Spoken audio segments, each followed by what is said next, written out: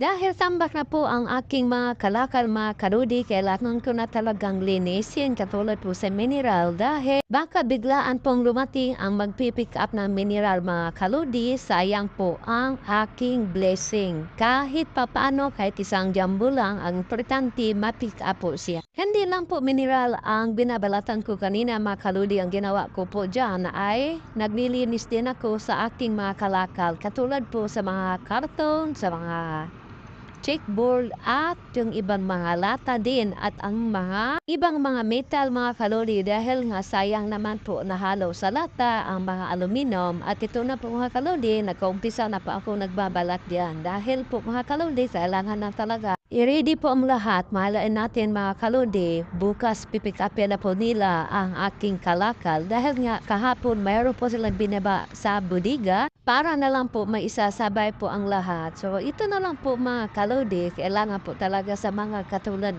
ko nga nakakalakar or nabimili ng kalakal, mga kalodi, na hindi masilan. Kapag masilan ka, katulad nitong klaseng mga ginagawa namin na kalakal, mga kalodi, hindi ka talaga magtatagal. Ano mga klase na hinahawakan mong trabaho, mga kaluli, kung ikaw ay maging masaya, kung ikaw ay maging komportable ka at kumikita ka sa negosyo o trabaho na ginagalawan mo, mga kaludi, ay maging masaya po tayo. Kaya lahat ng bagay, lahat ng klase ng ating hinahawakan ay maging kontento po tayo dahil nandyan po tayo nakalinya, mga kaludi. Gaanan po ang ating mga ginagawa katulad po sa atin bilang isang content creator.